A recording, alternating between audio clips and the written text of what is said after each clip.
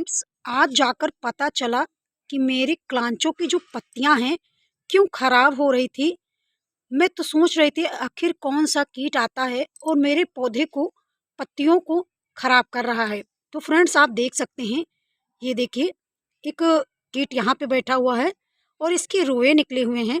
मेरे गांव में इसे कमला के नाम से भी जानते हैं फ्रेंड्स। और ये है जो बोट जैसा दिखाई देता है, ये कीट ये पत्तियों को कुतरते हैं और इसे बोट के नाम से हमारे गांव में जाना जाता है। ये कीट क्या करते हैं कि पत्तियों को खाते हैं, कुतर देते हैं और खा करके फिर उड़ जाते हैं। तो ये हमारे पौधों पर बहुत तेज़ी से हो रहा है फ्रेंड्स। और आप देख सकते हैं क्लांचों की पत्तियां आपको खाई खाई सी दिखाई दे रही होंगी। मैंने एक कटिंग से 4-5 कटिंग तैयार किए थे फ्रेंड्स, और सबकी ग्रोथ भी अच्छी है फ्रेंड्स। इस कटिंग को लगाए 1 महीना हुआ है और इसकी भी ग्रोथ बहुत अच्छी है। लेकिन कारण क्या है, इसकी पत्तियां जो खाई खाई नज़र आ रही थी, मैं सोच रही थी कि कौन से कीट आते हैं और हमारे पौधे की पत्तियों को कुतर रहे हैं, पत्तियां खराब कर रहे हैं। फ्रेंड्स, आज हम बात करेंगे क्लांचों के बारे में। मेरे पास केवल एक ही वैरायटी है, वो भी है हाइब्रिड की। लेकिन फ्रेंड्स, मैंने कटिंग भी तैयार किया और कई लोगों को मैंने इसमें से कटिंग भी दिया है, क्योंकि ये फूल महीनों तक खिले रहते हैं और देखने में बेहद खूबसूरत लगते हैं। और मैं बात करूं कि मैं इसे लेके कहां से आई थी, मैं एक लोग के यहाँ गई थी शादी में। वहां पर इसकी टहनियाँ टूटी हुई पड़ी थी, तो मैं इसे उठा लाई थी और अपने गार्डन में ऐड कर दी थी। पिछले साल फूल भी बहुत अच्छे आ रहे थे, गुच्छे में फूल खिल रहे थे, रेड कलर के फूल आते हैं फ्रेंड्स। ये हाइब्रिड वाला है। लेकिन फ्रेंड्स, अब फूलों का भी सीज़न आ रहा है, तो ऐसे में पौधे की ग्रोथ नहीं हो रही है। तो इसके लिए आप क्या कर सकते हैं, अगर आपके पौधे पर भी कीटों का हमला हो रहा है तो इसके लिए आप क्या कर सकते हैं। फ्रेंड्स, आप देख सकते हैं, मैं रोज़ सोच रही थी कौन सा कीट आता है, तो आज जाकर के मुझे पता चला कि इस पे कौन सा कीटों का अटैक हो रहा है। फ्रेंड्स, क्लांचो देसी भी आता है, हाइब्रिड भी आता है। तो ये हाइब्रिड का है और इसकी पत्तियां भी आप देख सकती हैं, जैसे बथुआ नहीं होता ठीक उसी प्रकार से इनकी कटिंग भी होती है। ये गद्दी नुमा होते हैं, यानी कि इनके पत्तियों में पानी पाया जाता है, जिससे इन्हें ज़्यादा पानी की ज़रूरत नहीं रहती और बहुत अच्छे से सर्वाइव करते हैं। फ्रेंड्स, फूलों की बात करें तो फूल बेहद खूबसूरत आते हैं और कई दिनों तक खिले भी रहते हैं, जिससे आपके गार्डन का जो लुक होता है बिल्कुल चेंज हो जाता है। एक दिन की बजाय अगर हमें महीनों फूल मिलते रहें तो कितना सुंदर रहेगा। ये सीजनल पौधा है और सीजन में ही फूल आते हैं। अगर आपके क्लांचों के पौधे में ग्रोथ नहीं हो रही है तो इसके लिए आपको सबसे पहले पौधे को धूप में रखना है। बहुत ज़रूरी काम है। ठंडियों का मौसम आ रहा है, विंटर सीजन चल रहा है। ऐसे में अगर आपके पौधे में धूप नहीं लगेगी तो आपके पौधे की जो ग्रोथ है वो बिल्कुल रुक जाएगी।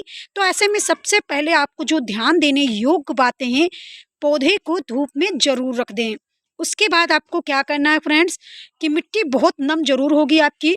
फ्रेंड्स, दूसरी जो चीज़ है कि आपके पौधे की जो मिट्टी है फ्रेंड्स, वो नम बहुत होगी।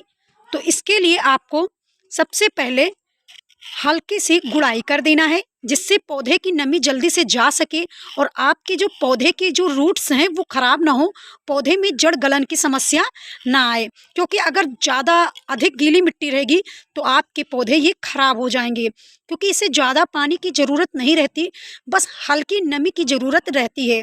अगर आपके पौधे में हल्की नमी बनी रहेगी तो आपके पौधे की ग्रोथ बहुत अच्छी होगी। अगर ज़्यादा गीली कर देंगे तो पौधे की ग्रोथ ना होने के बजाय बल्कि ये धीरे धीरे खराब हो जाएंगे। तीसरी बात क्या है फ्रेंड्स, कि अगर आपके पौधे की ग्रोथ बिल्कुल बंद हो गई है, ठप हो गई है, तो आपको इसके अंदर न्यूट्रिशन पदार्थ देने की ज़रूरत है। फ्रेंड्स, आपको क्या करना है कि आपको पुराना गोबर का खाद भी ले सकते हैं, वर्मिंग कंपोस्ट हो तो उसको भी डाल सकते हैं। साथ में घर की बनी हुई यूज चाय पत्ती जो होती है, जिसे आप धो करके सुखा कर रखते हैं, उसका इस्तेमाल भी कर सकते हैं। इसके इस्तेमाल से पौधे की ग्रोथ अच्छी होती है, पत्तियों का विकास होता है, नए ब्रांचेस निकलते हैं। फ्रेंड्स, अब फ्लावरिंग लेने की बात आती है तो आपको ऐसा खाद देना होगा जिनमें potassium, phosphorus, nitrogen, iron, zinc जैसे पोषक तत्व मौजूद हों। तभी आपके पौधे में हर ब्रांचेस में कलियां बनेंगी, फूल बनेंगी।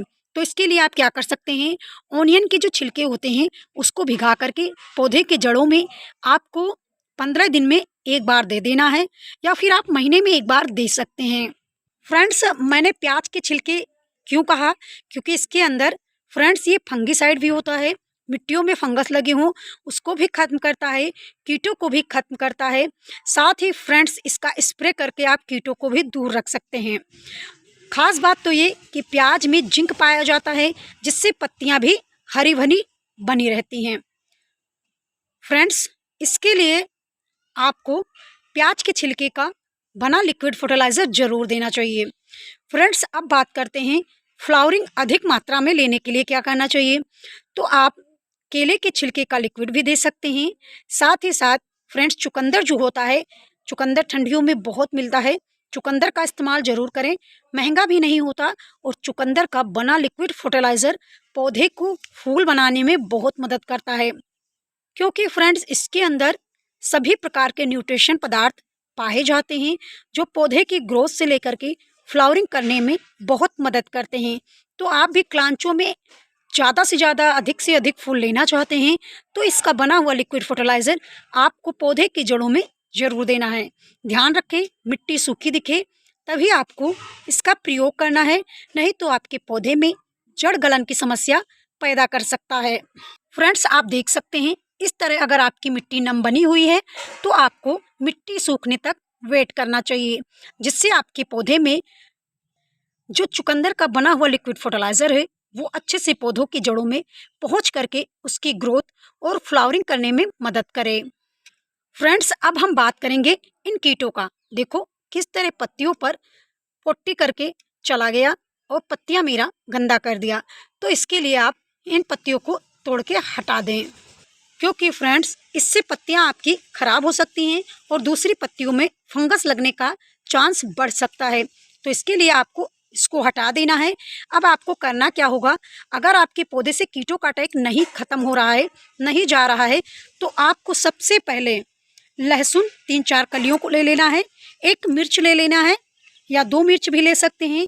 इसको कूट लें और कूटने के बाद इसे भिगा कर रख दें। भिगा के रखने के बाद 5-6 घंटे कम से कम भिगाएं। उसके बाद इसे छान करके थोड़ा सादा पानी से डाइल्यूट कर लें और पौधे पर स्प्रे कर दें। आपके पौधे से कीटों का नामो निशान नहीं रहेगा, कीट भाग जाएंगे, तुरंत छूमंतर हो जाएंगे, गायब हो जाएंगे। फ्रेंड्स, इसका इस्तेमाल आपको तीसरे या चौथे दिन 2-3 बार जरूर करना है, जिससे आपके पौधों में कीटों का जो अटैक है वो कम हो जाए। फ्रेंड्स, क्लांचो का पौधा बहुत खूबसूरत है, साथ ही इनके फूल भी बहुत खूबसूरत लगते हैं। अगर आपने अपने गार्डन में नहीं ऐड किए तो एक बार ऐड करके कई पौधे भी तैयार कर सकते हैं और नए फूलों से नए गार्डन का लुक भी बदल सकते हैं। फ्रेंड्स, अब बात करते हैं पौधे को घना करना चाहते हैं तो और क्या हम उपाय कर सकते हैं। फ्रेंड, इसकी पिंचिंग भी कर सकते हैं, लेकिन अब फ्लावरिंग का समय है तो पिंचिंग बिल्कुल मत कीजिएगा, क्योंकि आपको फूल लेना है तो पिंचिंग मत कीजिएगा। अगर फूल नहीं लेना है तो ऊपर से आप इस तरह से पिंचिंग कर सकते हैं। मैं इस पौधे में आपको पिंचिंग का बता रही हूँ। इस तरह से आप ऊपर से 2-3 पत्तियों को हटा दें। हटाने के बाद आपके पौधे में नए ब्रांचेस निकलेंगे। क्योंकि ये छोटा है इसीलिए मैं आपको पिंचिंग करके बता रही हूँ फ्रेंड्स, और मुझे इन पौधों में फूल लेना है, इसीलिए मैं इसकी पिंचिंग अब नहीं करूँगी। फ्रेंड्स, उम्मीद करते हैं आपको जानकारी पसंद आई होगी। अगर पसंद आई हो तो प्लीज़ वीडियो को लाइक शेयर ज़रूर करें। मिलते हैं अगले वीडियो में, तब तक के लिए धन्यवाद फ्रेंड्स, बाय।